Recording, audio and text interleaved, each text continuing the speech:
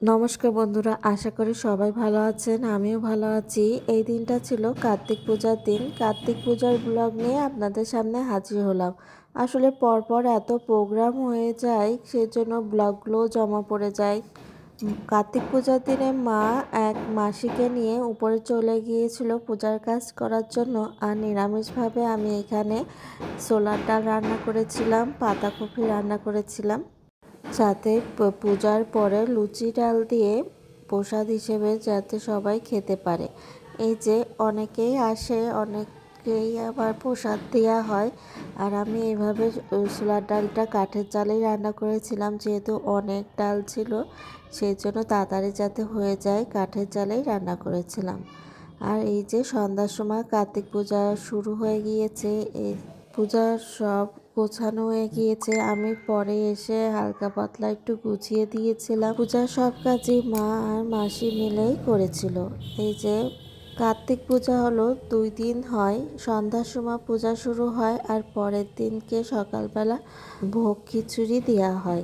এই যে আমি আর মেয়ে বসে আছি, মেয়েকে ঘুম পাড়িয়ে দিয়েছিলাম, দুপুরে একটা ঘুম দেয়, ঘুম থেকে উঠেই চলে এসেছে, কারণ সন্ধ্যার সময় পূজায় বসবে। আর এইখানে লুচি ভাজা হচ্ছিল। আর পূজার অনেক নিয়মকানুন থাকে। এখানে কয়েকটা আসন দেয়া হয়, তারপরে এইভাবে পুজো করা হয়, অনেকগুলো শিঙা দেওয়া হয়। প্রত্যেকবারই পিছনে সাজানোর জন্য লোক আসে। এই দিনকে আসতে পারিনি, হুট করেই রাতের বেলা জানতে পারি, সেই জন্য আমরা 2 বোন মিলে পিছনের ওইখানে সাজিয়ে দিয়েছিলাম। আর দেখেন এখানে ঘুল্লি দিচ্ছে, ঘুল্লি দিতে দিতে পড়ে গিয়েছিল কোন সময়। এত দুরন্ত কথা বললে মোটেই শোনে না। আর এই যে দেখেন এবার বসেছে, তাও থির নেই, উড়ো তারা করে বেড়াচ্ছে। কার্তিক পূজার সময় কিন্তু বেশ একটা ঠান্ডা ঠান্ডা থাকে। এই যে ছেলে মেয়েরা ঠান্ডার ড্রেসই পরা আছে। আপনাদের কাদের কাদের বাড়িতে কার্তিক পূজা হয় অবশ্যই কিন্তু কমেন্টে জানাবেন। আর এই যে দেখেন ছেলেটাও বেশ পাঞ্জাবি পরে চলে এসেছে।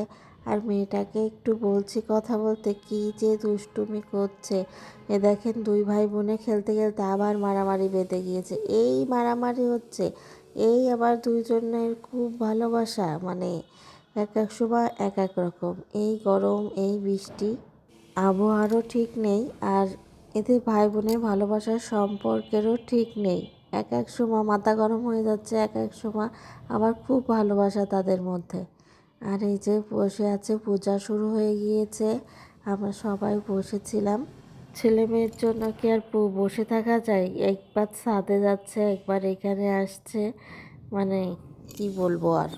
তারপরে আমরা সবাই মিলে একটু ছবি ভিডিও করে নিয়েছিলাম। শাশুড়ি মা ওইখানে বসে আছে আর আমরাও একটু ভিডিও করেছিলাম। আর ছেলেটা দেখেন কি সুন্দর করে নমকোচে অঞ্জলি দিচ্ছে, খুব মনোযোগ তার। এখন মনোযোগের থেকে বেশি এখান থেকে কি খাবে সেই ধান্দায় আছে। পূজার আগেই শুরু করে দিয়েছে খাওয়া দাওয়া।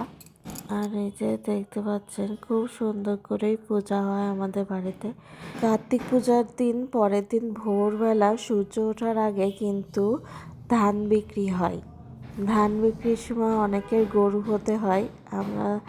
আমরা এক এক সময় এক একবার গরু হই, আবার কেনা বেচা করি। এরপরে আপনাদের দাদা চলে আসলো প্রণাম করতে, আর মেয়েও চলে যাচ্ছিলো, আবার মেয়েকে নিয়ে আসলো। আমরা প্রণাম করে তারপরে নিচে নেমে আসলাম। একটু পরে আপনাদের দাদার বন্ধুরা এসেছিল, তাদেরকে প্রসাদ দিয়েছিলাম, সবাই খেয়েছিল। পরবর্তী ব্লগে দেখতে পাবেন।